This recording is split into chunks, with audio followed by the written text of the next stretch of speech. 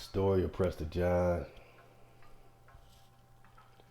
is the story of romance.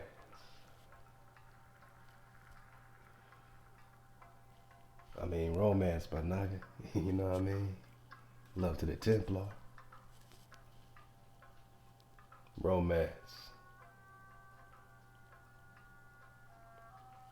A story written or recited of the adventures of a knight, hero,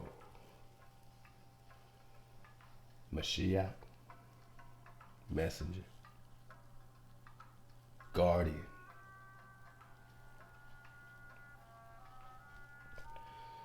Well, my Naga, you can't talk romance without talking romance. Yeah, man. So who are the Romans?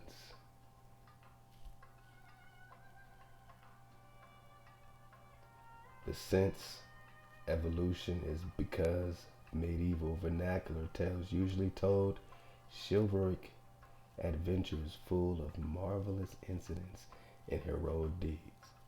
Uh-oh. Literary sense extended by 1660, so this is when they became all about the love story. Well, did we get hijacked around the 17th century, where the romance became something other than the hero, something other than the knight? Welcome to the 53rd installment of the investigation of Prester John, or the noble Ethiopian.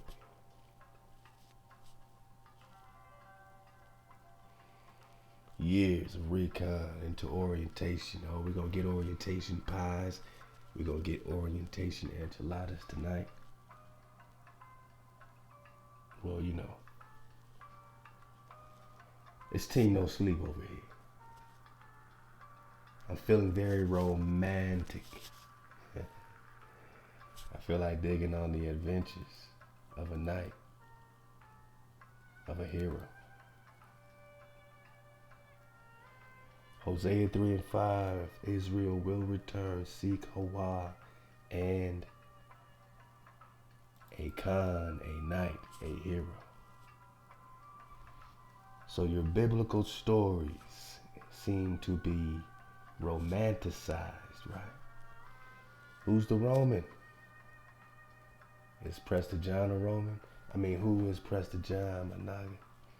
Are we talking King David, Solomon, Raja Chola the second, Pandian, Jadaran? Are we talking Musa? Uh-oh. Are we talking Moshe? I mean, you know, are we talking Nehemiah though? Are we talking Nehemiah? Nehemiah wanted to build some stuff, rebuild some stuff. We're going to see how all this links up. I mean, you see all these tabs up. We won't have time to touch on everything, but this is definitely going to get us jump started, you know, into a nice home stretch here. Ahab to the dragons on the wall, all the contributors, everyone that keeps the water flowing so that we as a community can keep all the resources flowing. Ahab is taking a village, you know what I mean, to spark this investigation and see it through all the way. I mean, we're talking about a place that has the water flowing, where the water will always keep flowing, you know. Even after we get through this series, it's more than a series, you know. We just hope that we spark the lifestyle of seeking Hawa and David. So we're going to get this link up to Melanated, the Melanated Americans United. First, I just want to talk romance. I just want to talk Roman. And I said it's Prester John, a Roman. Right? Is Prester John a Roman? Is he A knight? Is he a hero? Is he a knight? Remember that. Is he a knight? 1828 romance. Fabulous relation or story of adventures and incidents. So again, we got this hero.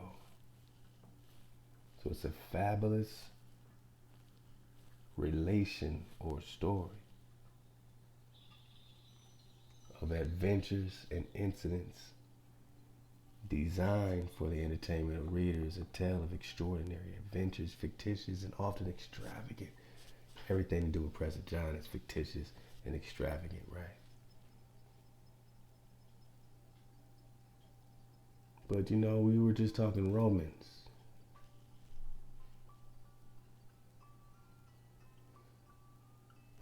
A verb, to forge and tell fictitious stories, to deal in extravagant stories or fables or mythology. Is Prester John a Roman? Is he connected with Ramon? Is Prester John a Roman? Is he connected with the Ramon? See all this beautiful Hebrew. Looks like that paleo.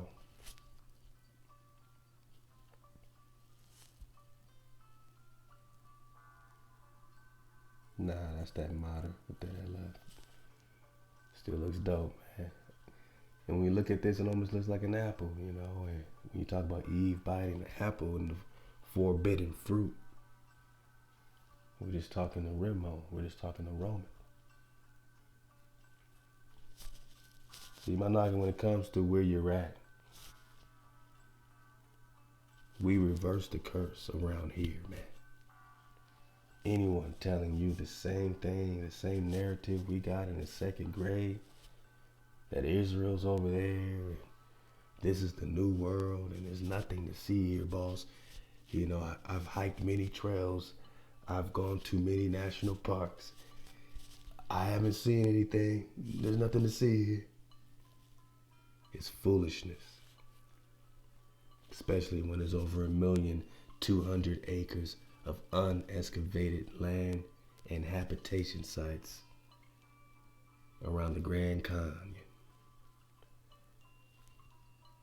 Unless you've taken those paths less traveled and tracked off the grid many days and, you know, sacrifice it all to get so far off the grid that you're going to find your ancient ruins, then they might still be here right beneath your feet. We're talking Jerusalem.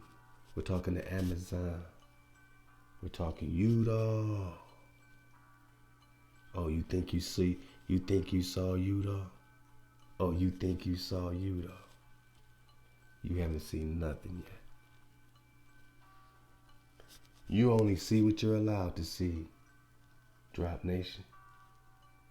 But do you see clearly that when we talk Ramon, we're just talking the Hebrew? The pomegranate contains the Hebrew blessing we say before eating a fruit that grows on a tree. The pomegranate is listed in Torah as one of the 7 species of fruits and grains that are special products of the land of Israel. And I'm just asking you, where's the promised land? Where is the land of Israel? Is it where they say it is? Is it where we have, unearthed and peeled back, just completely unraveled the system to go and say, if it's not where they say it is, where would it be? If it's not where they say it is, my noggin, then where would it be? Where is Israel? We're just talking to Ramon, right? The Ramon, the land of Israel. Love to my anonymous sisters. I have quite a few anonymous sisters that always contribute in many ways. And my brothers as well, of course. I love you all. We appreciate you for dropping this drop at all times. This is Drop Nation. They say there's nothing to see here, boss. They say there's nothing to see.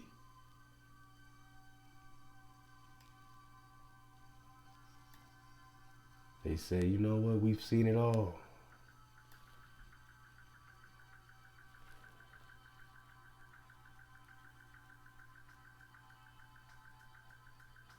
Well, let's dig on it.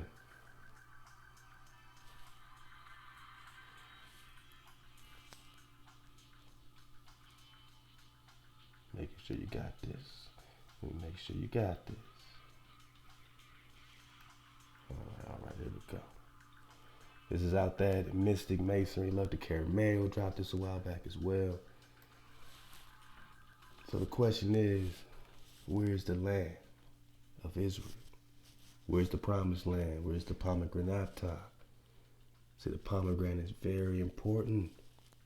So important to Moshe that Caleb and Joshua have to go retrieve this pomegranate, and some was so big it took many men to carry it. Huge pomegranates, man.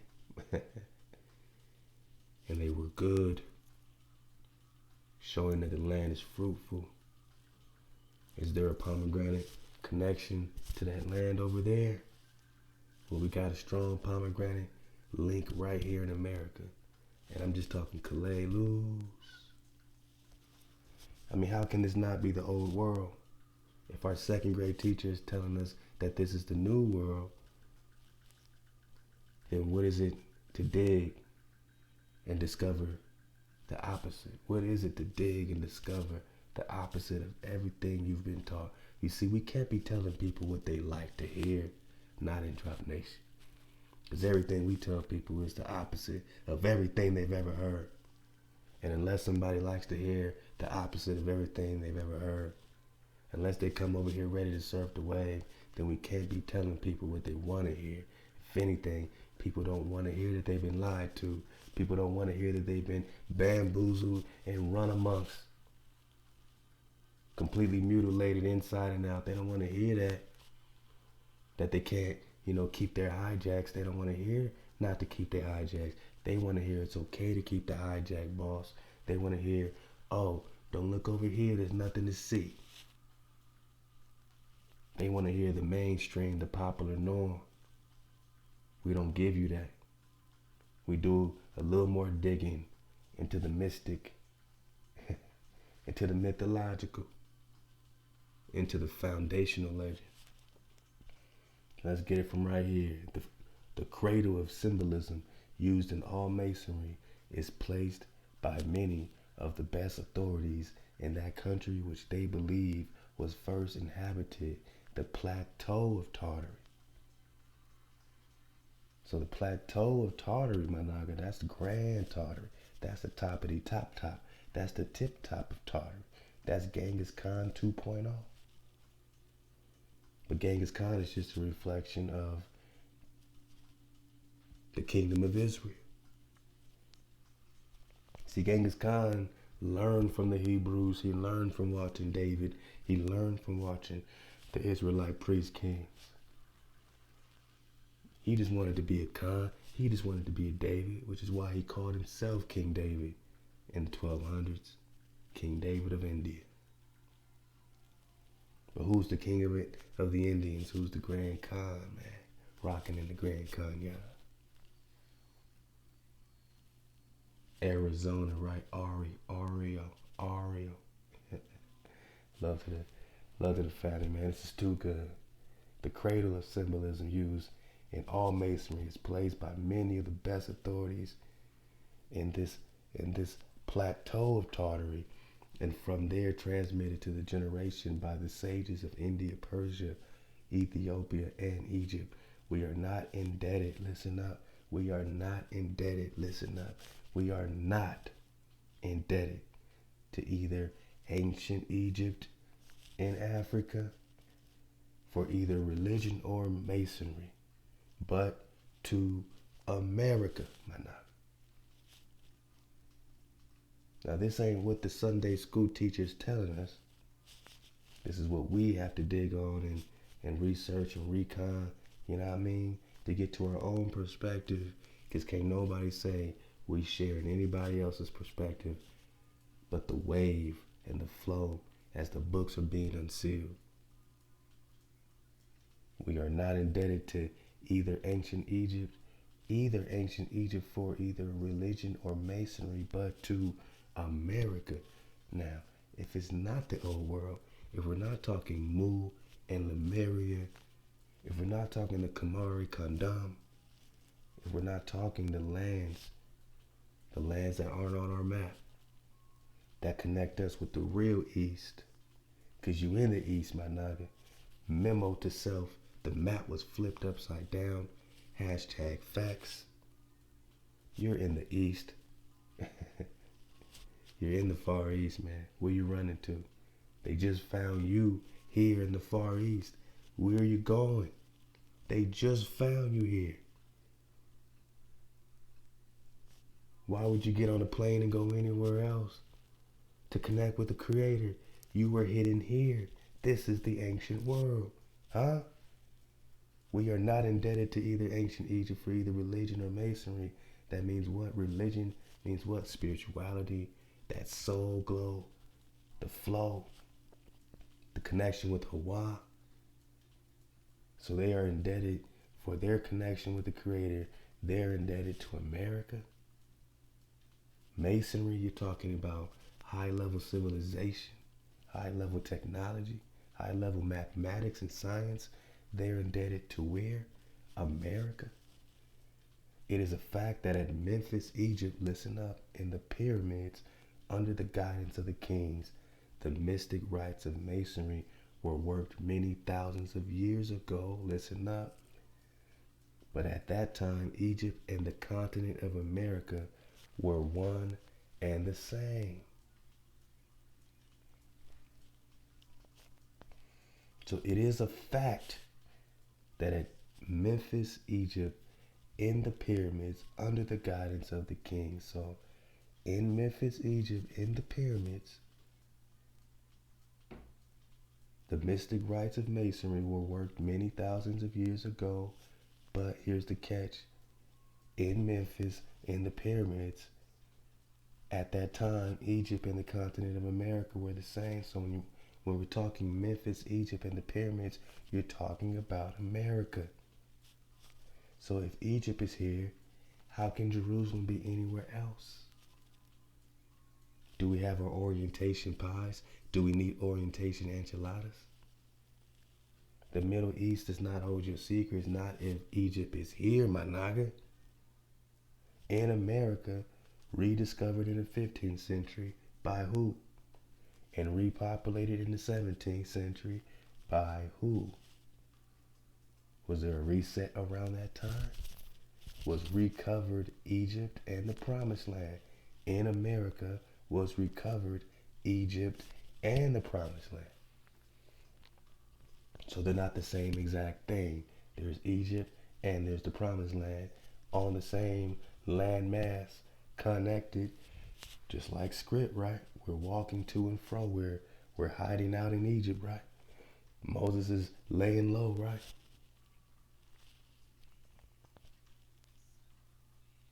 You can't have the Promised Land over there, man, and have Egypt over here, man. And I know, with all the drop, with all the clarity, I know we don't think that Egypt over there is the real Egypt.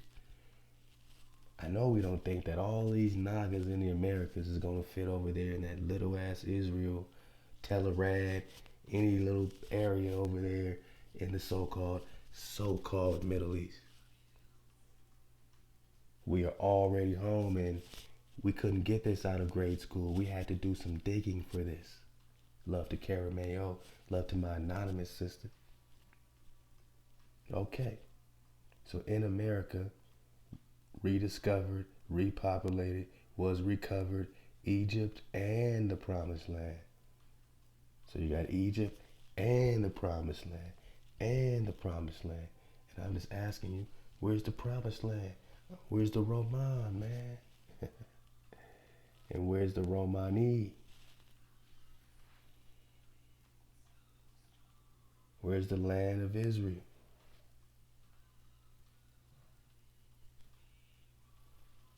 go. So the land of Israel must have a connection with these Rimmon, right? The land of Israel must be very romantic. The land of Israel must be filled with the adventures of knights and heroes. Hey, just for fun, remember the link that we used to get on this Ramon, man? Look at this, man. These used to, remember we used to sing the song, Redmon, Redmon, Redmon, here we all day. I'm just talking to Redmon. Look what it says now. This is all it says. So they coming behind us, taking off links, changing links. You see it in real time. Just follow our investigation, go back to the links. I know they be missing. I apologize. I'm sorry the hijack be over here cutting us, trying to, cut down our bread, our fruit, our Ramon. They're trying to cut our fruit down, cut our trees down, man. Now it just says a symbol of Rosh Hashanah, new beginnings. All right, well, that's cool. We know we're talking new beginnings. We know we're talking Roman, Ramon, promised land, new beginnings. I get that. Oh, but in a military context, it can turn deadly. We are talking Joshua, Moshe, right? Khan. But man, look, just as evidence of what it used to say, here's a little snippet of it.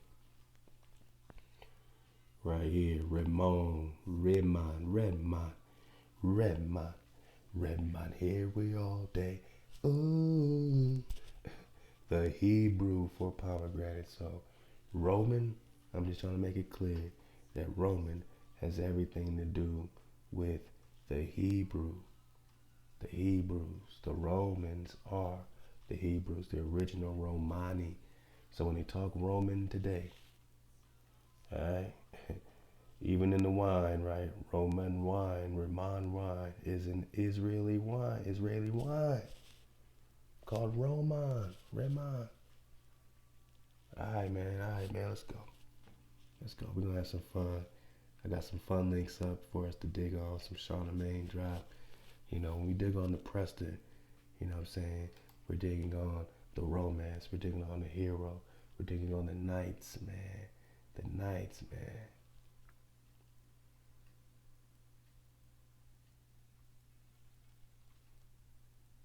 Yeah. Let's pick it up from here, man. Let's go.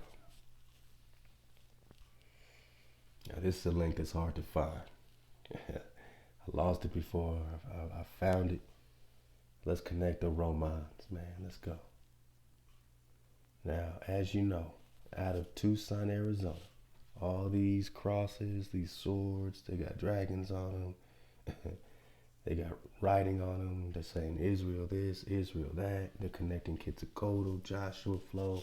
It's all happening right here. That's what I'm saying. If you ain't even discovered Arizona, please stop saying that you've seen everything in America, all the Americas. I mean, I shouldn't have to address this, but the level of foolishness, it's like as the pressure gets turned up, the fools, become utter fools, They become extremely foolish, even when they're hiding under the cloak of wisdom. You see their moves, and you see the water run dry, and all they gotta do is choose up and be hijack free. No, I seen it all, boss. Ain't nothing to see here. You was right the whole time, second grade teacher. We should go over there. This is the new world, boss, ain't it? Nah, man. Not over here. This is wakey. Let's go. Nehushtan of Kalalus in 1920s in Tucson, Arizona were found objects written in Latin, Greek, and Hebrew. Both Catholic, remember Catholic is Cathay or Katai. So the Kara means black, Kara, Katai literally means a pure land, Cathay, pure land. So the Catholic is stealing the title of the people of the pure land. Cathay, Catholic, Katai. So decoded as we read it, this is why the author of that Forbidden History book. We gonna get a little piece of, boss. We gonna get some of that, cause we need that. Still one of the most comprehensive books on this subject of Kalelu. So let's go. They don't like our interpretation. They don't like us knowing that what Cathay is connecting with the Karakatai, Prester John, the black folk, right? They don't want us to know that when they talk Roman, Redman, we're just talking Remani, or the pomegranate people of the promised land, which is the Hebrew, more black folk. They don't want to connect black folk in America. They want it to be a what? Jewish thing. They want Jewish people to exist in America in the 700s, boss. 700s, a bunch of Jewish people running around. I'll be. Notice that they don't say Hebrew people, they say Jewish people, right? So we see clearly. So when I see Jewish, I'm just going to translate it to Hebrew so we know we're in the right framework. All right. When I see Roman, I'm going to say Romani, people of the promised land. Let's go. So Cyclone Covey wrote that book, Kalelus. That's the book we drop every Tuesday when we're in season. Ahab to the real ones. You know what I'm saying? So every Tuesday at 9 o'clock Pacific. Over there on TDR, man. Ahab to the Ether Squad, finishing another season, man. Season 3. And, you know, we resting, we coming back stronger. You know, I mean, it's beautiful to have a perspective with the tribe. No separation. Cyclone Covey describes this discovery in his book, Kalelus, a Roman Jewish colony in America, or a Romani Hebrew kingdom, because they have a colony if they're invading, they have colonies, right? They're colonizers, they have colonies.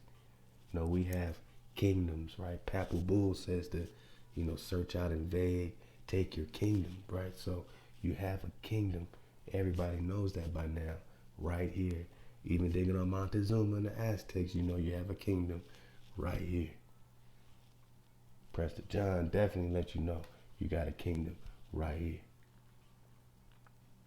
Oh, I seen it all, boss. I've been to Hawiku. I've seen the 7 cities of Cibola, boss. I haven't seen nothing, no. I haven't found nothing. Must not be here. It's nowhere. Nope, it's nowhere. Oh, man. The fools are becoming utter fools. Allow Wa for the clarity to ride with my Shabata. Talking to you, Drop Nation. We've been surfing this wave.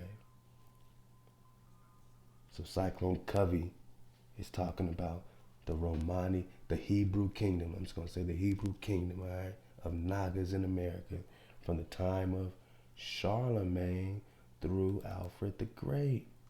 Charlemagne plays, man. And, you know, I'm going to throw a little gem out, you know, I mean, just something for us to dig on further, you know, and we're going to connect a little bit with Charlemagne back to the Anatolia Flamenco recon, phantoms and duplication. So will the real Charlemagne please stand up? Will the real Artaxerxes, or we're talking Darius, please stand up? And love to the bro Zion Train, who has some great drop that I look forward to incorporating at some point in the series as well with this Persian drop, man. It's a lot of drops. So, alright. Charlemagne.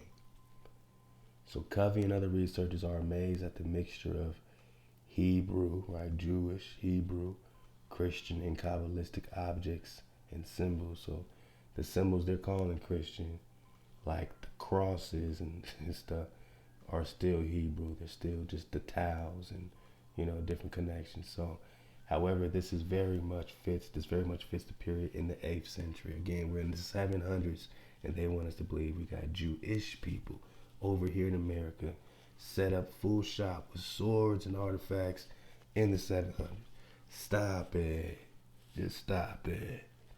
8th century, when the Carolingian Empire, there is a Jewish principality in southern France called Septimania. And now check this out. Let's slow it down.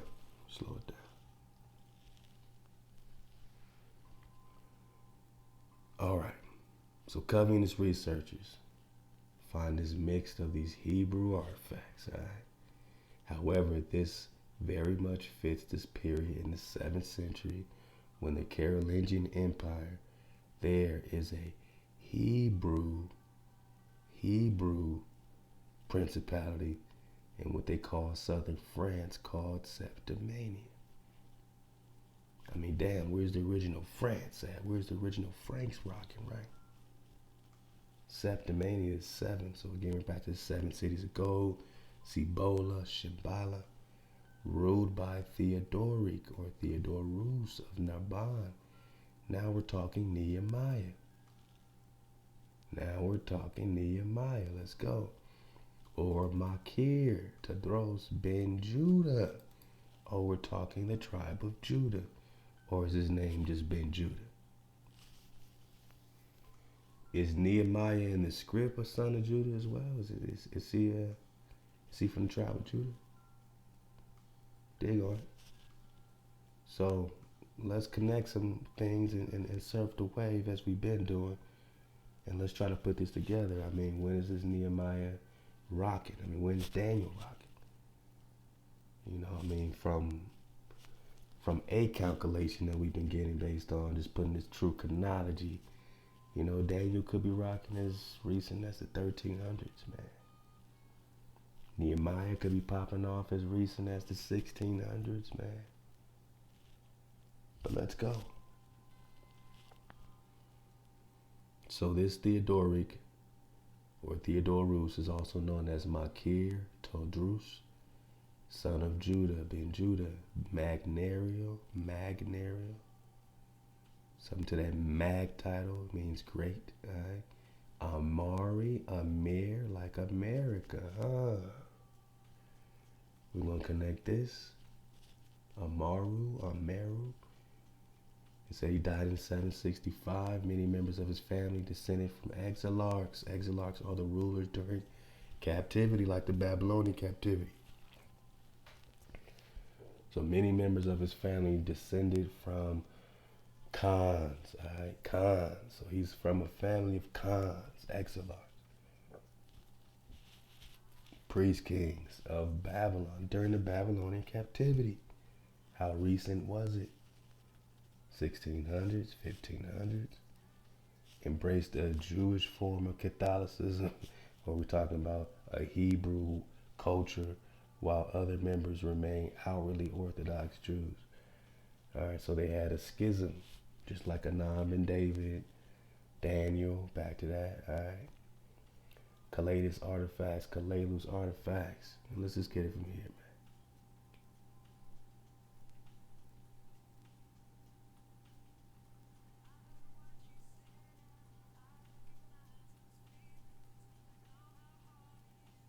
Oh, yeah. Okay.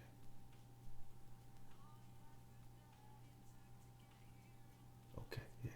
Let's just get this piece right. We surfing away. We surfing away.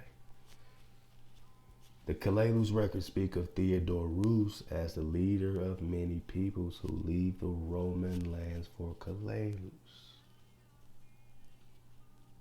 Now the Romani, or the Roman, again we're talking pomegranate, so you know, which Roman lands are they talking about? Where is Rome? You know, whenever they talk about Rome, they say, I have a dream that was Rome. I never seen Rome. Where's the real Rome? Now, Kalalus also means promised land. So, you know, again, you can have a promised land here, you can have a promised land there, leaving one promised land to another promised land, one Jerusalem to another Jerusalem.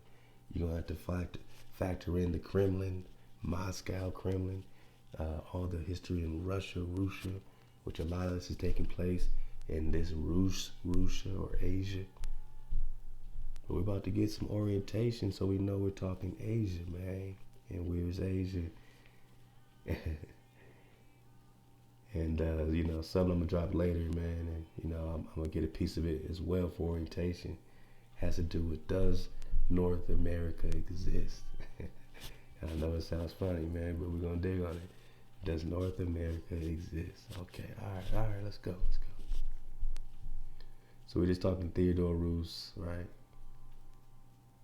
Theodorus is none other than the Hebrew king of the 7 cities, right? Septimania, a Roman Jewish or a Hebrew Romani state in southern France. Where's that? Where's the Franks? He is the son of the first Hebrew king. Remember, he comes from a line of exilarchs, Khan of Khans, right? So Theodoric of Mary, Makir Tedros, Theodorus, Theodoric, Dietrich of Mary, Chetif, Ichitif, or Nehemiah. Uh-oh. These are all titles, Khan. These are all titles, Khan. And then you got this naming situation, and with Prester John, you got the namings and their allies, you know what I mean, to the Cariots and all that. So, all right, we got a Nehemiah, right? Is also known as Theodorus, king of Saxony, and as Namus, duke of Bavaria. He and his brothers were great warrior Davidic princes. Oh, man. Who is Prester John?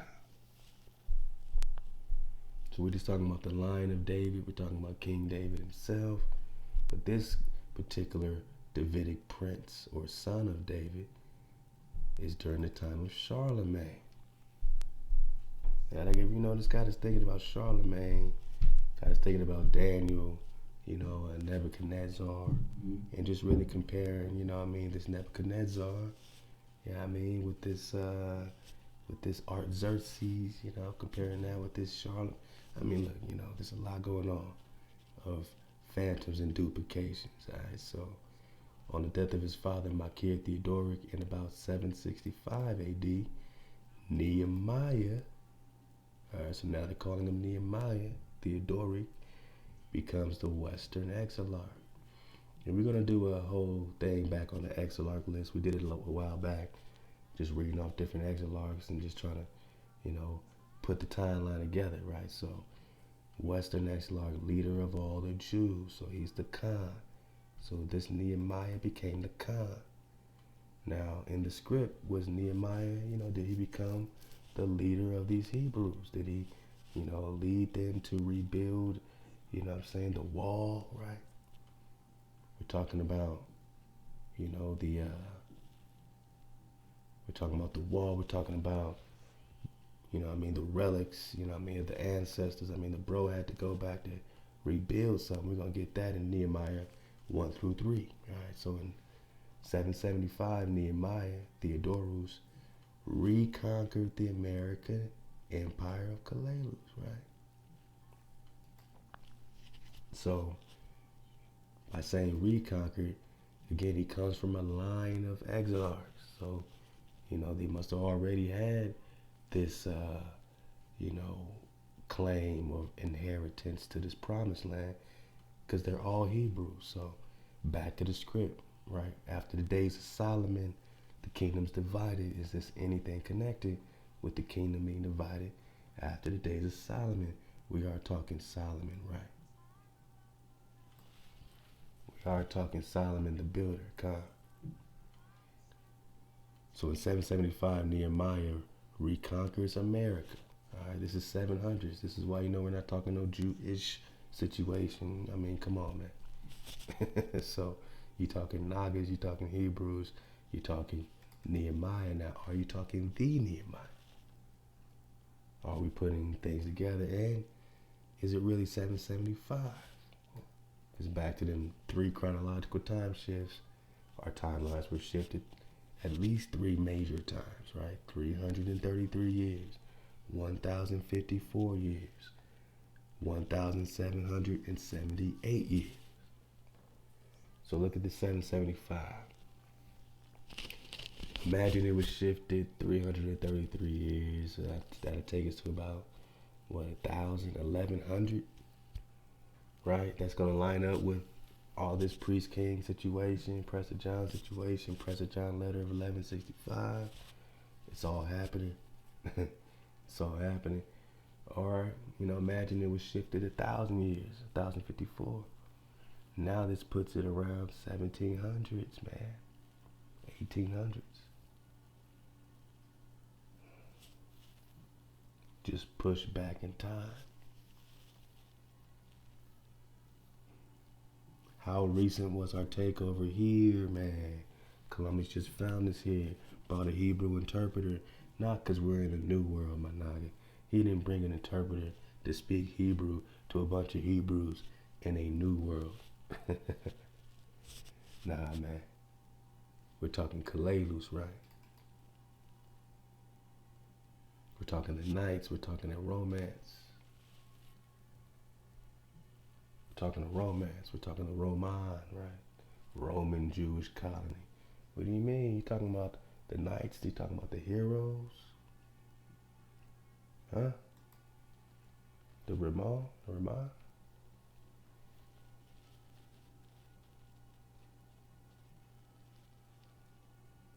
He's talking Sylvanus. Now watch how this connects back to the she drop. Remember we talked about the she, right? The Almec, the she. Let's go. Kalelus was founded in the 1st century BC by the Babylonian exarch known as Sylvanus Ogon. Back it up. So Kalelus was ruled by Sylvanus till Texas, Solomon the Builder. And then he came to reconquer and rebuild, right? In the script, you got Nehemiah coming to rebuild, right? The hereditary ruler of this former Jewish colony, right? Or this Hebrew empire. Solomon. Kalelus was founded in the 1st century BC by the Babylon. Now remember, Solomon is Daniel's brother, because Daniel is King David's son. And Daniel is now in captivity, they say, by Nebuchadnezzar, which can easily be Batu Khan. Did Batu Khan have David's boy in captivity? Did Genghis Khan have David's boy in captivity? Part of the war. We're going to get to that battle in Tangut. Remember Tangut? All right. All that's connected right here in India Superior. Try to tell me this ain't the old world again. I mean, try to tell us that Egypt and America are not one and the same. Oh boy. Oh boy. The fools are becoming utter fools. Just let them talk. Just listen to them talk. Babylonian exarch known as Sylvanus Ogon. We're going to get on that Ogon script. Sylvanus Bravo Solomon. So another Solomon. This is Solomon II. Another exarch, right? Khan. Nasi of Mara, ruler of Sumer. Sumer said Britain. A great Roman, right? Roman. Pomegranate, right? Promised land. Hebrew ruler. Soldier and ancestor of the Swan Knights. My naga. It's getting mighty romantic. I mean, who is Prester John? El Prete Juan.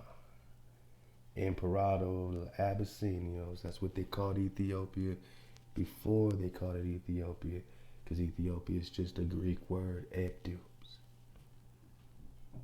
So you got a Greek Egypt and a Greek Ethiopia.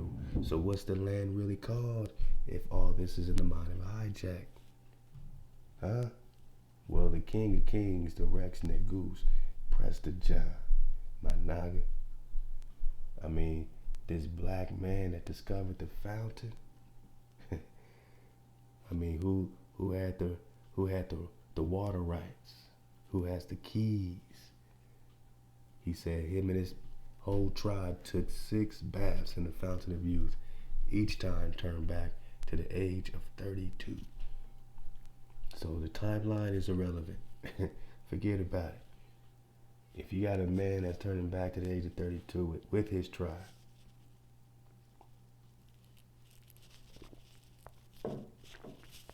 with his whole tribe, you're talking about an immortal king. So back to the script. David will rule forever, right? King David will rule forever, Khan. I mean, when it connects, piece by piece, We just lay it all out.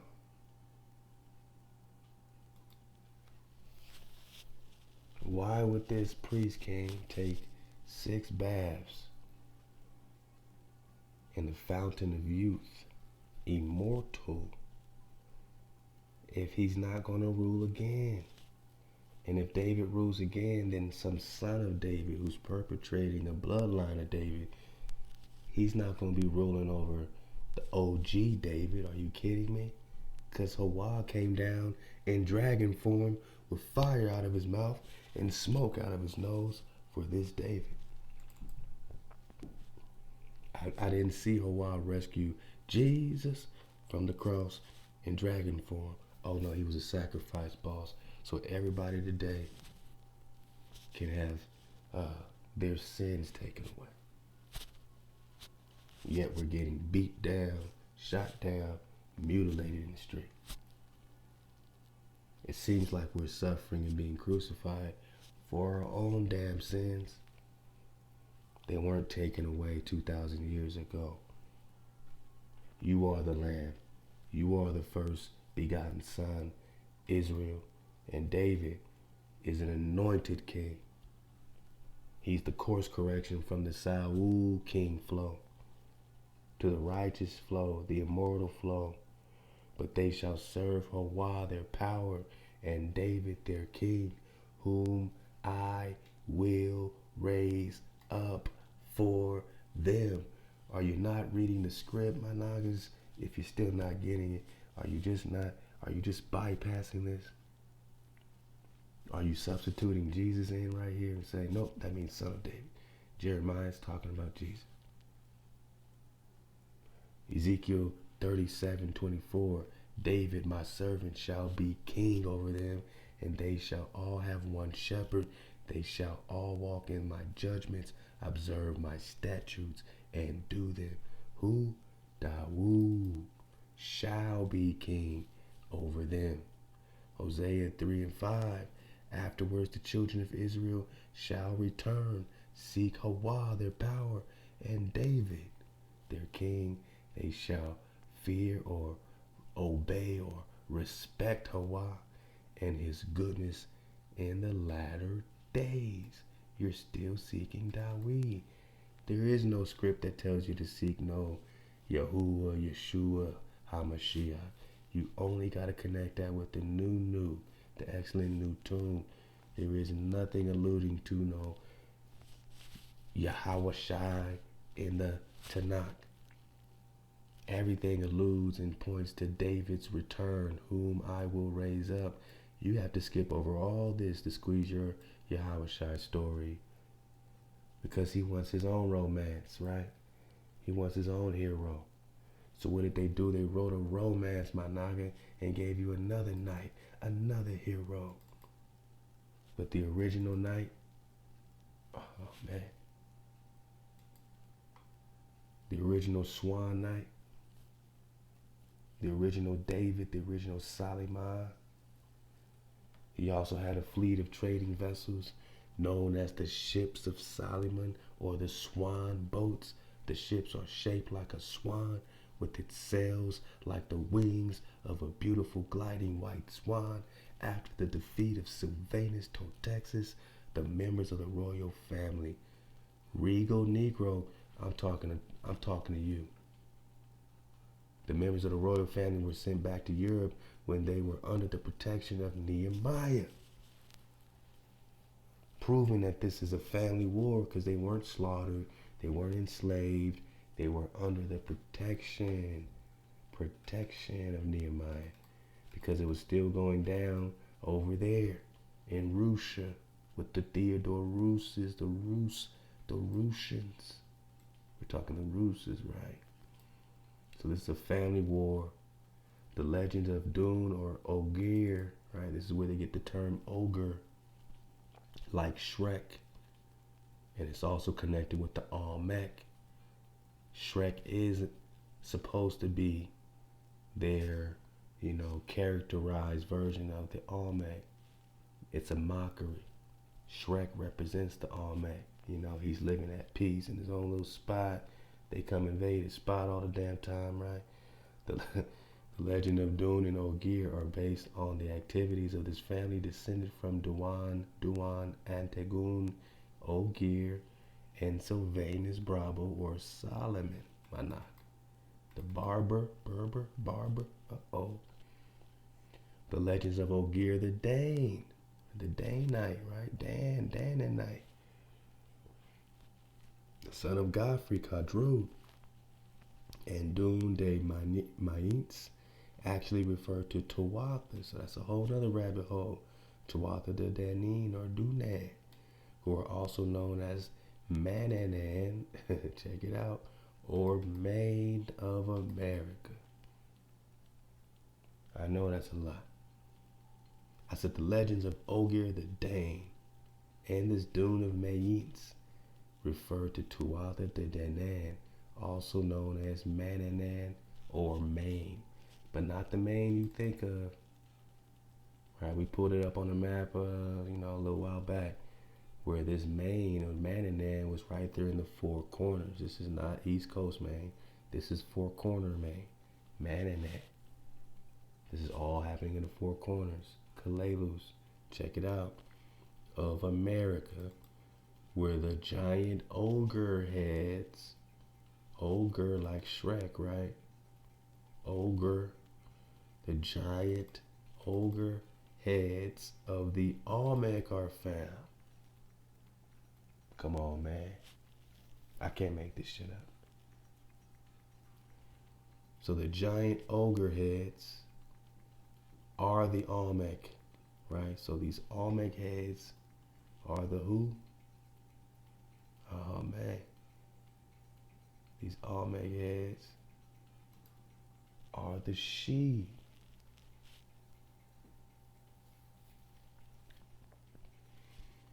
Oh, man.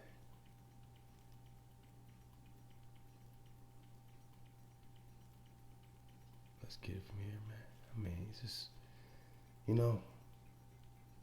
this is like a victory lap for our Monagas, man. We all been going through it, man. We've been going through everything. We've been going through connecting the flow, man, overcoming the hijack. This is a victory. I mean, we could have stopped at 50, but I knew we needed a victory lap because we've been getting in the whole entire time.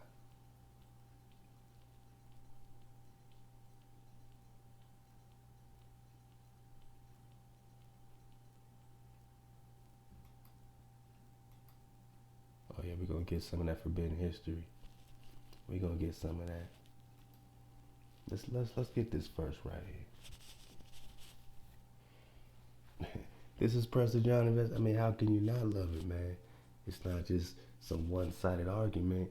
We're over here to unpeel this onion, man, layer by layer. We are seeking Hawa. We are seeking Dawu. We are seeking the Khan flow. We are the Amaru Khan. We are the Olmec. We are the Toltec. Let's go. Some people think Olmecs must be one particular group of people, man. You're talking titles, man. You can't pin them down and say, I know who the Olmecs are. They're this particular group of this particular bloodline. Man, we're talking titles, man. Titles. Gotta get out the mind of a hijack. Let's go. Now they keep saying African Olmecs. Alright, well, where's Africa, man? Where's Northwest Amexum Africa, right? I told you that Moabite series is gonna pay off, man. Alright, so you get perspective. This is Africa. You in Egypt, right? Didn't we just get that? We are indebted to America, right? Egypt and the continent of America were one and the same, huh? In America was recovered Egypt and the Promised Land. Got it. So, Egypt, Africa, Northwest Amexum. Okay. So let's just get this piece. All right, so in Mexico, archaeologists and scientists have found the most ancient calendar from Mexico, dating back to exactly 3,113 years BC, connected with the so-called African civilization, right? We know we're talking about the old world here, so connected with an American civilization of ancient Mexico called the Olmec or the She. Now you see how they say it? She. Some people say it with drop. Some people pronounce it key. I understand different vernaculars. We're just talking the She or the Shia. Shia. Now, did you know, when we just talk these Olmecs, right? We're just talking them digging up these ogier heads, right? Standing around it and, marveling at these ogier heads, right?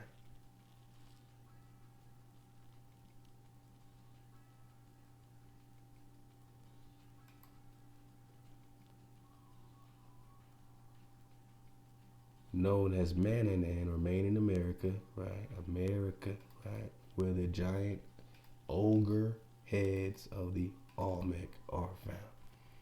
Now, how does it connect with Ogier, Dane, Ogier, the Danite? Either way, we're talking Hebrews.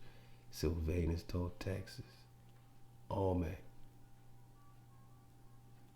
Olmecs, man. Olmecs, man. Olmecs, man. She. So when you talk Olmecs, you're talking the Mongols, but the Mongols only mean great ones. And these great ones were in a great war. And on one side, you got this Genghis Khan situation, and he's over there raiding the Shia, raiding the Jin. All this is connected with the Kara, Katai, the Cathay, the Kara, Katai, the Pure Land, the Cathay, the Pure Land. And these Jin and these Shi, they were fighting, against this Genghis Khan flow, all right? We got this whole part last time about these Shi. Now back to this drop right here. We're just talking to Shi, right?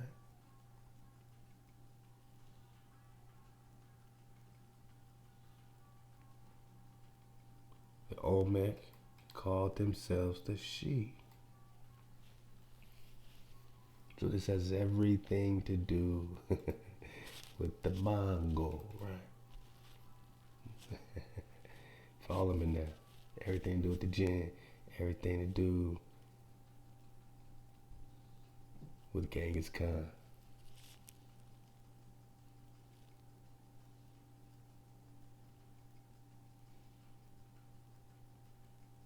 Everything to do with the Ramon,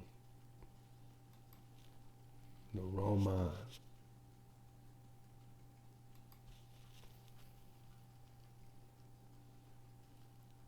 Now, right quick, out these forbidden histories, man. Pull all these links up. Like I said, we did a whole series on this. And yeah, we got our own perspective, man. Go ahead and deal with it. Fair use in your caboose bowl. Let go. And again, we got a whole, night dedicated to this, man. Every Tuesday, 9 o'clock Pacific, man. We dig on this whole situation with Kalalus and these artifacts, man. Look, these are inscriptions on these so-called crosses. AD 700 to 900, nothing but the cross while the war is raging. Israel died. Pray for the soul of Israel. Right here in America, right here in Arizona, I seen everything. I seen everything, boss. No looking around here. Ain't no point in looking here for no promised land. No Israel, no Jerusalem, no Jerusalem. I've seen it all, boss. Where have you been digging up? If you've seen it all, where have you been venturing off? What exploration, expedition have you been on other than hiking trails, man? We got to get real about what we think we know and empty our cups. This ain't the time to have no full cup saying stuff like, oh, there can't be no Israel over here. Pray for the soul of Israel. Pray for the soul of Israel. May the earth lie light on thee. He adds glory to ancestral glory. Israel, defender of the faith. Israel reigned 67 years In America, Israel the second rules for 6. Israel the third was 26 years old when he began to rule. Internecine war, conquer or die. He flourishes in ancestral honor day by day. On and on, man. Remember, Israel the third was banned. He was banished for liberating Texas. So there was a family war, family infighting. The earth shook. The earth shook. Anything related to a cataclysm. Anything related to a cataclysm. They betook themselves into the city and kept themselves within their walls. A dead man thou shalt neither bury nor burn in the city. So what happened was, Texas ended up burying someone in the city, and then they, tried to, they put him in captivity, and then Israel the third, freed him, and then he was banished, all right, for having Texas back, Solomon's back. All right, put it all together, man. It's 100 years since Jacob was king. What? In Arizona? Jacob stationed himself in the front line. He anticipated everything. He fought much himself. Often he smote the enemy. Israel turned his attention to the appointment of priests. We have life of people widely ruling. And then we got this unknown land, right? And we got this whole promised land popping up, right? Because Kalalus means promised land in a sense, or Cali, which is the land of America. Kalalus, Cali, America. Kalalus records speak of Theodoros as the leader of many peoples who lead the Roma lands for Kalalus. Theodoros is none other than the Hebrew king of Septimania, right? So we got that. We're just talking Nehemiah.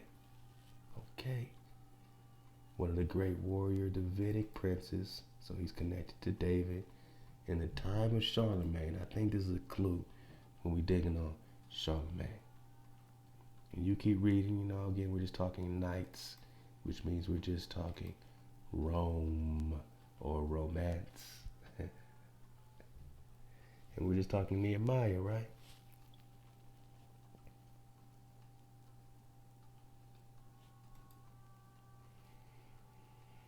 Now, let's read some of Nehemiah with a dragonfly perspective. And now that we see that Nehemiah is going in, right? He's reconquering America. He's rebuilding, right? So let's get to it. And then we're going to dig on some of the teachings of Sylvanus. This is in the Nag Hammadi, my Nag. And this has been, of course, retranslated and Christianized up. And they're going to put Jesus all over the place. But we know we're talking Sylvanus, right? Where else do we hear about Sylvanus? Well, of course, Sylvanus Texas was holding it down before Nehemiah reclaimed it for his particular tribe of Israel, right? After Solomon, the kingdom is divided in real time, whether it's directly from Solomon or right after Solomon's death. This appears to be matching up. We're just talking Solomon, whether the first or the second. And at the end of the day, we're just talking the Olmec. Ooh. Oh, we're just talking the Shi. Oh, we're just talking the Mongol, Genghis invasions. But when Genghis invaded the Islamic Khwarezmian dynasty in 1219, Western Shi attempted to break away from the empire and ally with the Jin. Whoa, and the Song, right? So then Genghis Khan got pissed. He sent punitive expedition into Western Shi. Genghis intended to annihilate the entire Western Shi culture. And I'm asking you, what happened to the homies, man? What happened to the Shi? Because no one, to my knowledge, has connected the Shi specifically with an invasion and fighting a war against Genghis Khan, my nigga. I mean, you know, I've never heard of Genghis Khan related to the Olmec. It's all been spaced around in the history timeline, right? But we're just talking the Shi. Olmec called themselves the Shi, right? The Shi, right? The Shi. Kaka Dynasty, or the Tangut Empire. And it got real interesting around this Tangut because we're finding Tangut right over here. Tangut. So when I go back to Shi, and it says also known as Tangut, tribal union that inhabited western Shi. So the Tangut people are the Shi. The Tangut people are me and you.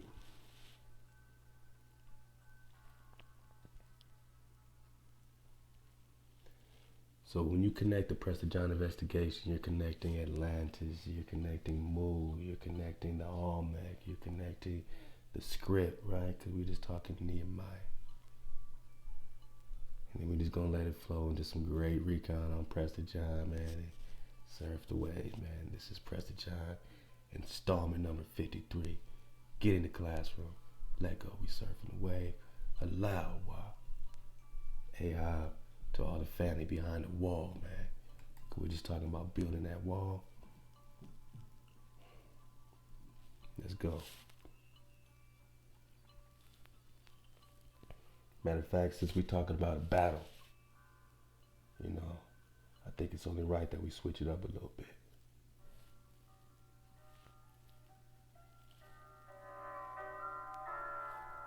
Yeah, man.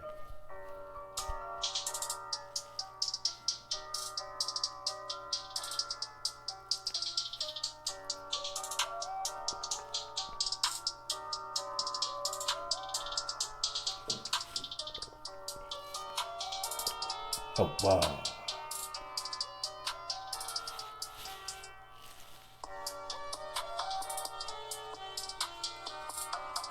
Yeah, man. Shout out, man. Shout out to Lo-Fi Frequency Programmer, man. What it do, man? Dropping that 432 hertz Lo-Fi hip hop chill beats, man. Let's get it. Nehemiah 1.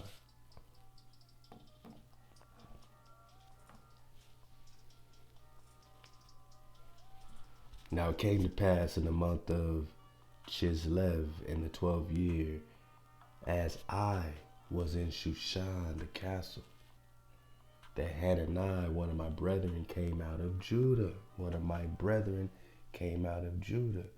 One of my brethren, right, came out of Judah. What did we just read about this Nehemiah?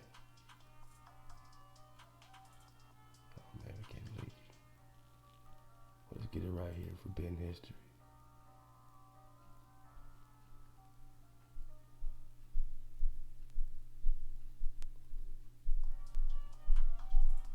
Bang, bang. So we got these warrior Davidic kings. Hold on, where's that other name? Let me get this one right here. Because right here it says Nehemiah.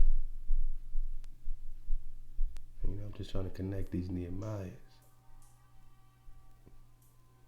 Nehemiah, Makir Tadros, Ben Judah, right? Okay, all right. I just want to confirm that we're talking the son of Judah, right? This Nehemiah.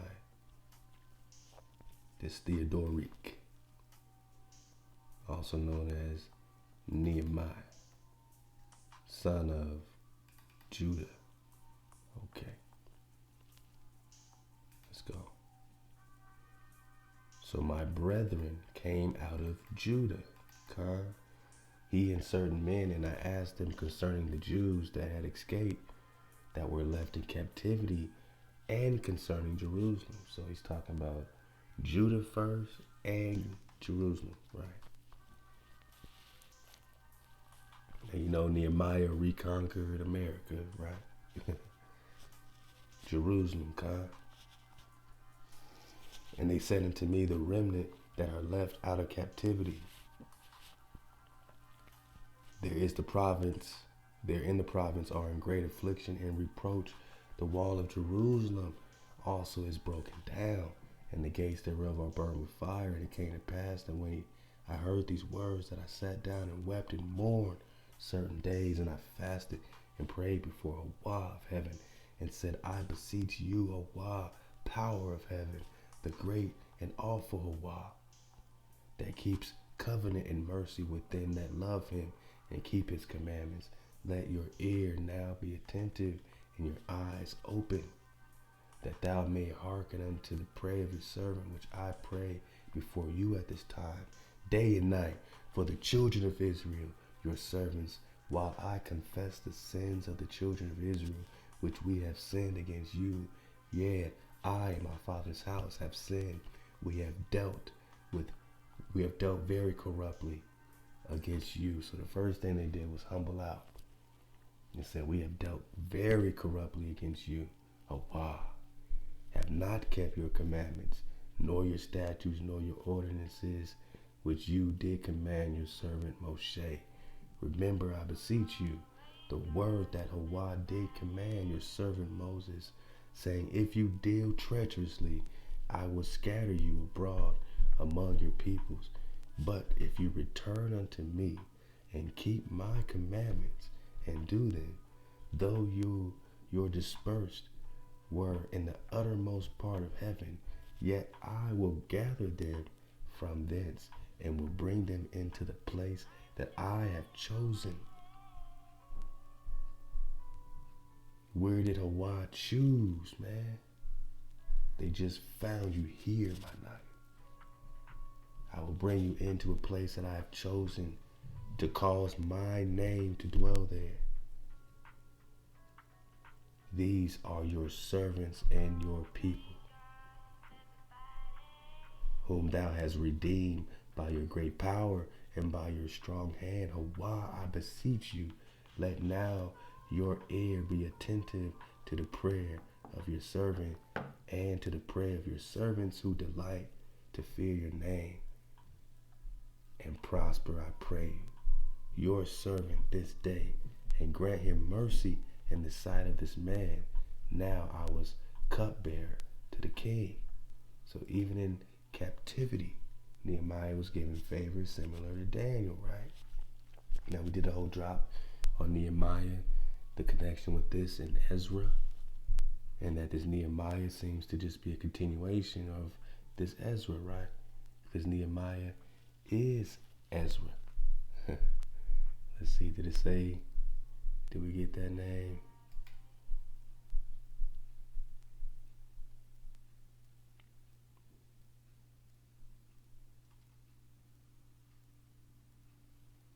Let's see, in the Forbidden Histories of America.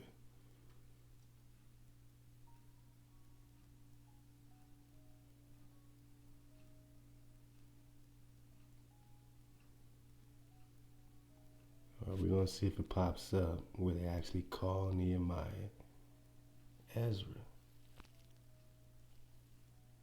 And that's when we really started connecting it. But we're going to get back in this doc. Let's get to this Nehemiah, man. But really, so when you have Nehemiah 1 and 2, you really are just talking about what Ezra 3 and 4. You know what I mean? So it's all one thing. It's all one thing. And of course, Ezra, just like Nehemiah, is communicating directly to the Creator, God.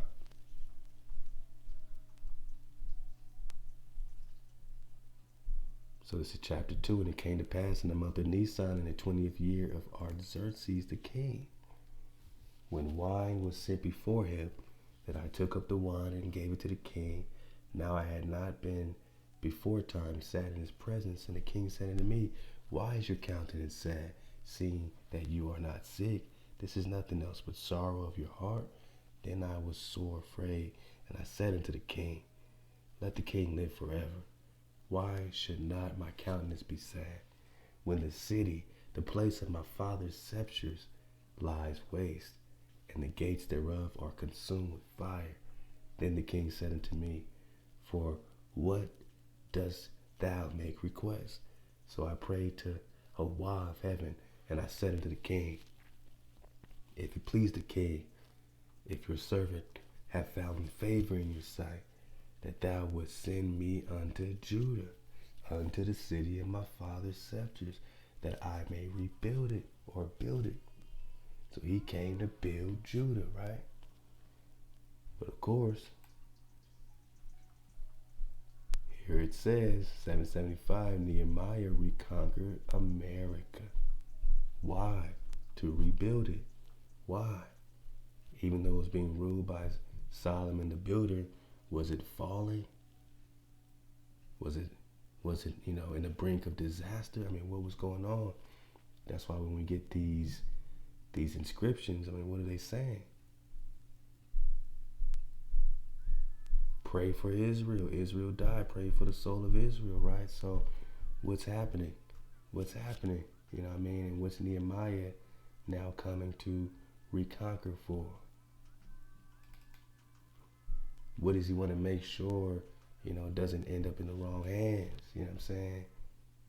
And what is Artaxerxes? You know what I'm saying?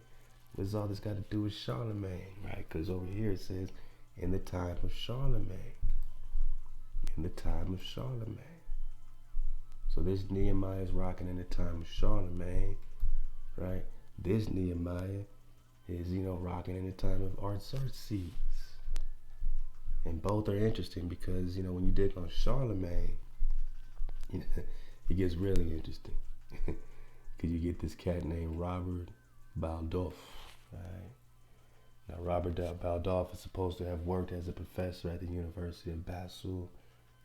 Remember that Basel drop, right? But nearly nothing is known about this person. He's a mystery. He's a mystery. But what was his take, man? What was his stance? What did he think? All right, so it seems like he used a pseudonym during the last years of the 19th century. He studied the chronicles concerning Charlemagne, right? So this is how Charlemagne starts looking real reflection-y. In the time of Charlemagne, are we just talking Artaxerxes? Are we putting this all together? Is this all still connected with these Hebrews? Let's go. During the last year of the 19th century, he studied the chronicle concerning Charlemagne, said to be written in the 9th and 11th century, whereas he found out that the language they're written in must be more recent. My naga, I said recent. My naga, I said recent. I said Charlemagne is more recent. So just like Anatoly Fomenko, he's saying this stuff was passed and pushed back way too far. Of course, on purpose, right? So Charlemagne, these writings, based on the language they're written in, must be more recent. And that's what Robert Baldolph's stand was. But, he's a mystery, right? He applied the same linguistic research method to the Roman authors and came to the conclusion that they're all Renaissance fakes. I said fakes, my naga. I said recent fakes. So what's the cover story? And if Charlemagne is a Renaissance fake, in other words, what happened in the Renaissance? All the iconoclasm, right? All the whitewashing, all the fakes, right? They destroyed all the real frescoes in Europe, all the iconography books, they had all the frescoes, all the paintings. They destroyed most of those, right? So that they can create fakes. They destroyed your history, gave you a new tune, a new test, so that you can get a fake Mashiach. A fake, right? The Roman poets used stylistic resources such as rhyme and alliteration, all right? So what's the deal? So he managed to publish these findings in the second volume in 1902 about Charlemagne, published 1 year later. His ideas were given little attention, so they brushed it off, right? It's just a mystery. But he had an idea. This scholar, this professor had an idea that Charlemagne was much more recent, and that most of these Roman authors are just Renaissance fakes. That's very interesting. Because if Charlemagne's much more recent, could it line up with this recent history here? And could these be reflections and duplicates? King Charlemagne, King Artaxerxes, Persian Empire, Babylonian captivity. Alright, Babylonian captivity. What's it say about Charlemagne? Davidic princes of the time of Charlemagne, right? We're talking Western exilarchs, leader of the revived Roman Empire. And the Anatolia Vernacular, chronology, the true chronology to bringing it, that this Roman Empire is Israel, especially when you talk about the Eastern Roman Empire. Because there's different Romas, right? There's different Romes. There's different heroes, man. You gotta surf the wave, right? So we're just talking she. We know we're just talking the Mongol, right? So let's get a piece more. So, all right, I'm just connecting a little bit more of this. So the king, all right. For how long should thy journey be? Will you return? Shall it please the king to send me? And I set him a time. Moreover, I said unto the king, if it please the king, let letters be given me to the governors beyond the river, that they may let me pass till I come into Judah. And a letter unto Asaph, the keeper of the king's park, that he may give me timber to make beams for the gates of the castle, which appertains to the house. So he has to build the castle along with the wall, for the wall of the city, for the house that I shall enter into. The king granted me according to the good hand of my Hawada. So then they went to work, right? Then they went to work on the wall. Then they went to work. I remember, and I went out by night to the valley gate, even toward the dragon's well. So we got dragons. All right. It's all happening with Nehemiah, my nugget. It's all happening with Nehemiah. We're just getting these pieces, these breadcrumbs. When we talk about this chronology, this Robert Buldov, all right, you can pull up this link as well when he's digging on it. Now, this is also very interesting here in Wikipedia. Pull it up.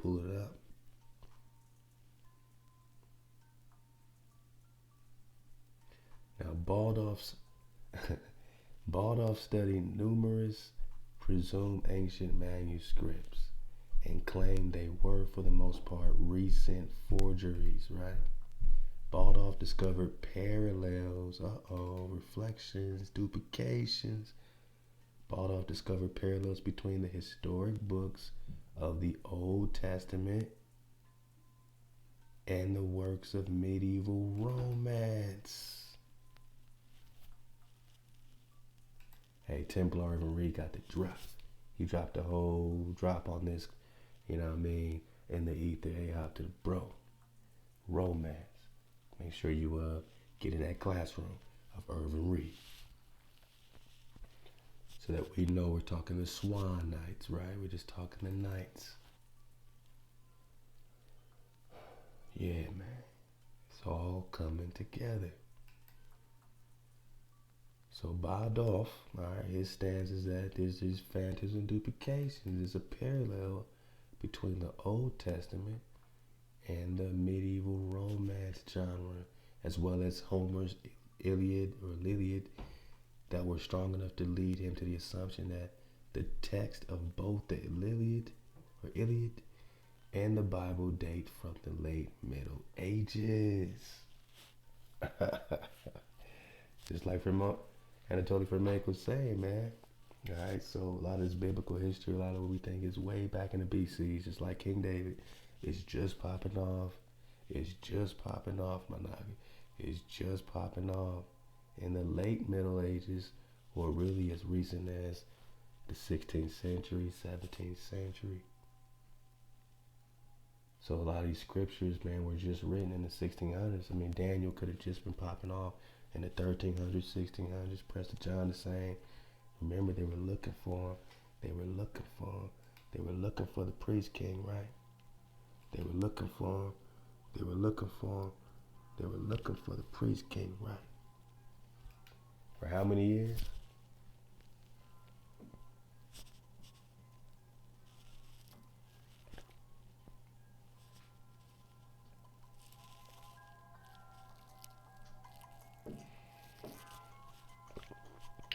And why they stopped looking in 1645, you think? Because they found him, or did they find you? And did they find the kingdom of the priest king, right? Why they stopped looking in 1645, my man? We just talking Antioch. Remember this great gym right here that's in the British Museum from 1530. Let's get it bigger. Let's get it bigger.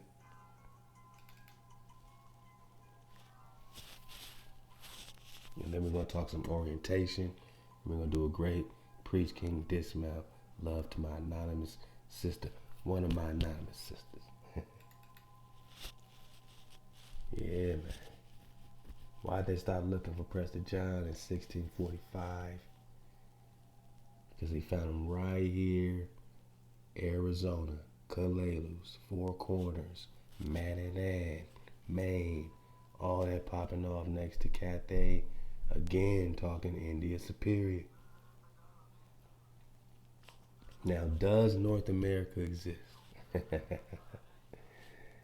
Well, it looks like it here. I mean, it looks like there's an Asia here. I mean, you know. It looks like it's coming together, right? Talking Mexico. And right here you got Prester John, right? Right here you got Prester John. Oh no, boss, I've seen everything. I ventured to this whole place, and you know what? There's no Israel here, man. It's just not here. Nope. Can't be. Nope, there's no Jerusalem over here. It must be what my first grade teacher said. It must be over there in the Middle East somewhere. Come on, man. That's why priest King David is rocking right in the center, dead smack with the four corner vortex. I'm talking Sedona. I'm talking Hawaku. I'm talking Promised Land. So why is there a Promised Land? Why do we have a Promised Land? Why do we have a Calelus? Why is it all happening? I mean, really, why is it all happening? So if we got a Promised Land and it's popping up right here, again, this is in the British Museum, 1530, right? Then what, oh what? What, oh what is Prester John doing right here, dead smack in the middle of the thing?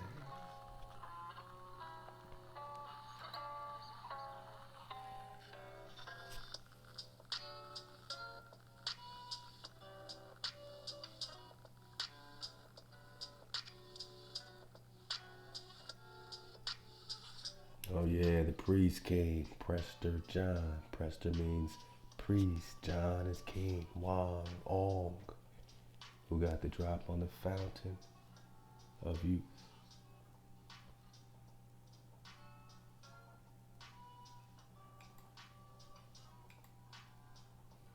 And I'm gonna drop this whole, you know what I mean? I'm gonna drop a link to it if you need the whole book. It's Ty Battle already put up all like at least 20 volumes of this history or science, history, fiction or science by Anatoly Fomenko. This one deals specifically with the Russian chronology, all right? So go dig on that with Gleb Novinsky. So let's get to some of this fun part right here with this orientation, man. And, we got a good spot to pick up on and keep it going. Now that we can, put Kalalus together, you know what I mean? Now that we can put Kalalus together, another Jewish colony in America. Oh boy. So I'm gonna leave this link for you as well. With this Makir Tedros Ben Judah. And how does that connect to you with this Nehemiah? With this dragon? With this building of Judah and Jerusalem. And what do they want with it right here? And why'd they stop looking for Prester John when they came here, man? Unless they just found the gold. Let's get to some fun parts, man. So, of course, we got the she. Also known as the Tangut Empire, right? Prester John legend and sources. Got some great drop digging on the Tangut Empire. We're going to get more into that, take our time with that.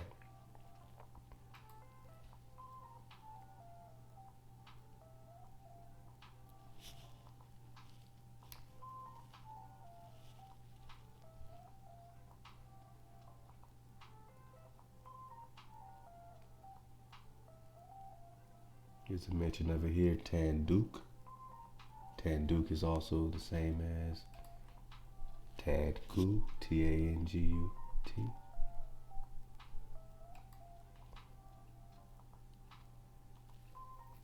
Kings of Tangut, before it was subdued by the Tartars, man. Again, Genghis Khan with the war against the Tangut, or the Shi, right?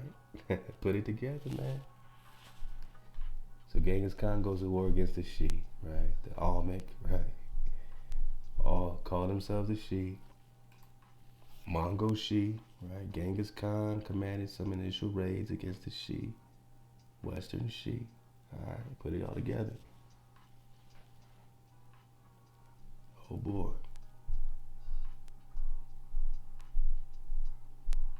Also known as the Tangut, which is all taking place right here. Subdued by the Tartars, right? Genghis Khan subdued the Shi, subdued the Tangut. Korakam, where Chinggis was first honored with the title king. Where Genghis was first honored with the title king. The kings hereof, bearing the port of kings and the office of priests, were anciently called by the name Prester Johnus, or Prester John again. The office of priest were anciently called Prester John. So that's why Genghis Khan became Prester John. He became Prester John, right?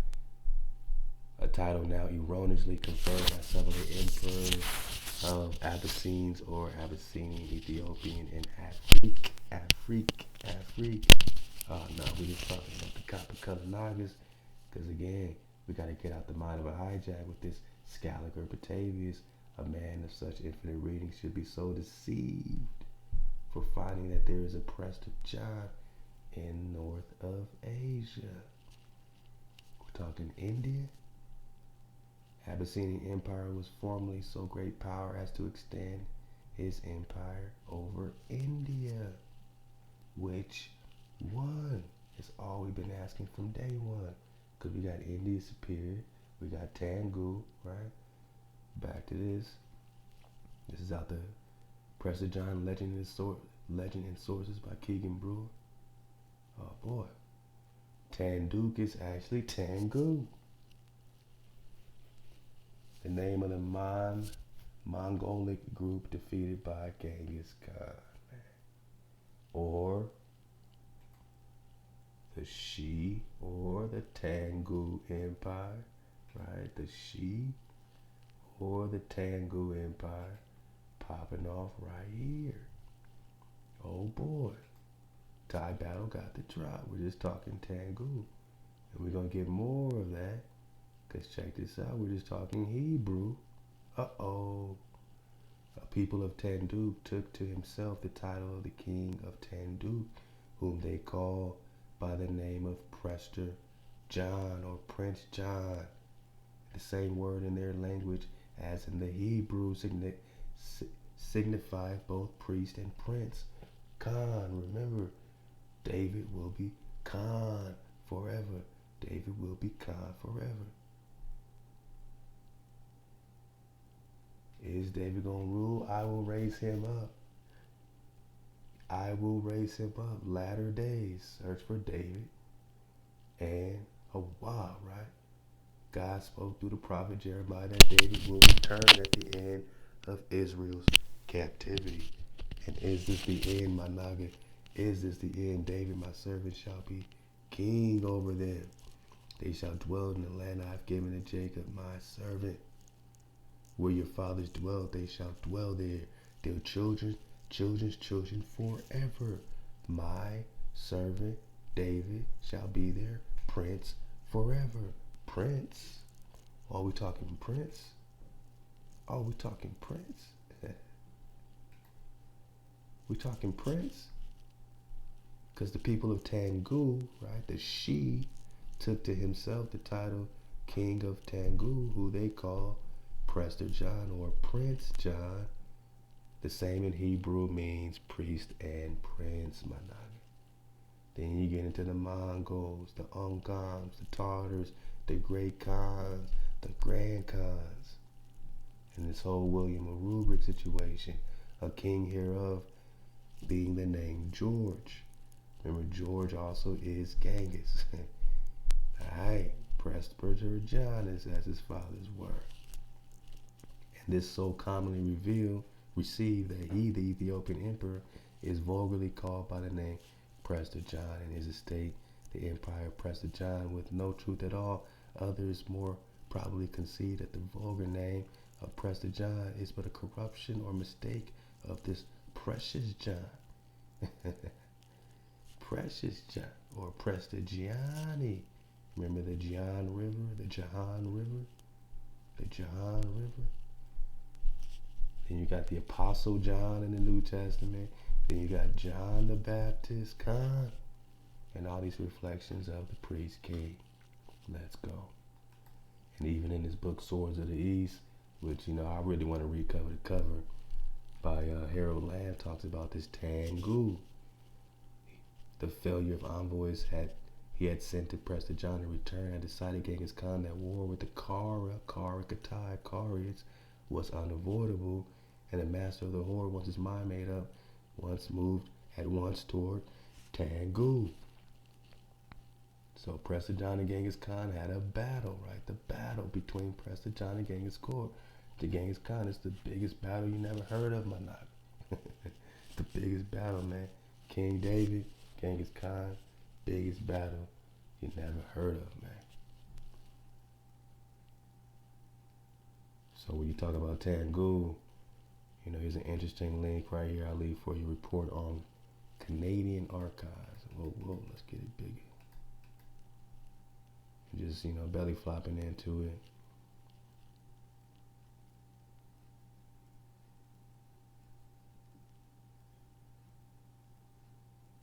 Here dwells the mighty king of Anzumbia and Oxuma, who some call Prester John. Now, I'm just in the Canadian archives, and what does this have to do with Canada? And did this war pop off in Canada? Was Genghis Khan crowned king right here in Canada? I said, did Genghis Khan get crowned king Khan in Canada in Tangut? Prester John and Genghis Khan sure went to war. He had moved at once towards Tangut.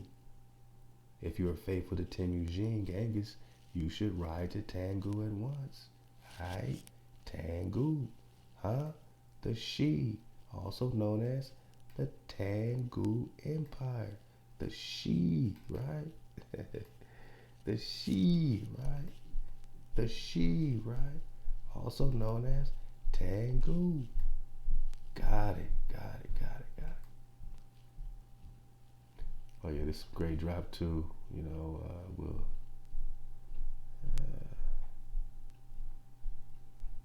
belly flop next time in this one too. I know there's some great drop I had in here. Yeah, I mean, but due to time constraints, we'll come back next time. Even though there ain't no time, man. There ain't no time, man. Only the wave, man. Yeah, it's a great drop.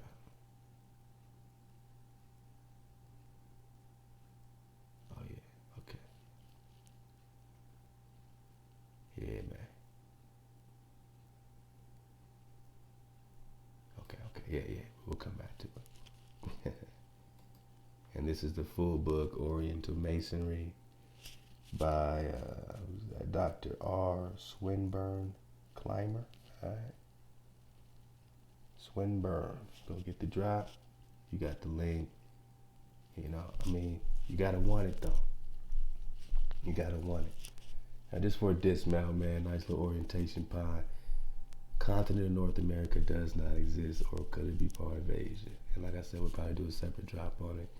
Just kidding, of course it exists, but then again, I was only told that it does, huh?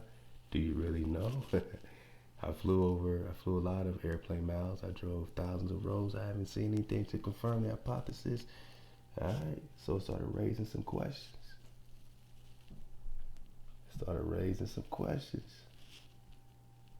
And he started dropping these maps, man. Now check this out. You have South America, and this would be North America, but it's connected with this Asia. Now I say this is the real Asia, right? This is the real India Superior, right? Not just this Asia here. This is India. This is the superior Asia, Managa. This is the superior Asia. But isn't that interesting? You got Cathay right here. On this one here, you got Cathay, man. I love these maps. All right, again, you got a South America situation connected directly with Asia. South America, and this is very interesting. Look at this one. South America connected directly into Grand Tartaria, which is India Superior, man. Managa, you're living in it. Florida, China, it's all one thing. So when you talk about Prester John being posted right here in India Superior or Asia, right? But this is the Bering Strait. This is the Strait of Anion right here. Managa, this is Strait of Anion. All right, so dig on this, man. It's a great orientation drop. Does North America exist? South America connecting into Asia. It's just gonna bake your noodle a little bit. And when we come back next time, we're gonna get, this great drop by my sister Sonia.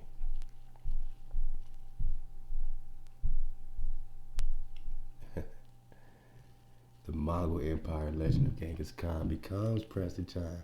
So how did Genghis Khan become Prester John? The Mongolian project is the same as the people of Israel. King David of Israel equated to the great Khan, and this one to Prester John of the Indies, because King David is Prester John. So when he's posted right here, King David is posted right here in the old world, and these are some great drops from the encyclopedia. Man, I wish we had time to dig on this great work here, but we're gonna get back to it. My sister, I said her name, but my anonymous sister, Ahab, we got some great drops to get out of this link next time too. From Denton, a lot of stuff y'all been dropping, man. This is Prester John number 53. You see why there's been 53 parts, man. 53 installments. Another great drop, because this is connected. It's Asia. So now we can see Asia in a different light. Now that we got some orientation pies. Because when you talk Prester John, and when you talk the indigenous, when it comes to the peopling of America, always accepting that standby of the thoroughbred theorists, namely that the Copper Indians, the true Americans, are the lost tribes of Israel. So how did these lost tribes of Israel get here? Maybe they fled here, on rafts headed by Prester John. Maybe these Israelites were following Prester John, but from where? Africa? Are we talking more lands? More lands. Oh, the romanticists. Well, we know these romances, I tell you, they sure do have something to do with knights and heroes. And we just say, Managa, who is Prester John? Thank you for tuning in to the 53rd installment of the Priest King Investigation. We are seeking Hawa. We are seeking Hawa because we know that my servant David shall be their prince forever, and David their king, whom I will raise up for them. Allow Hawa.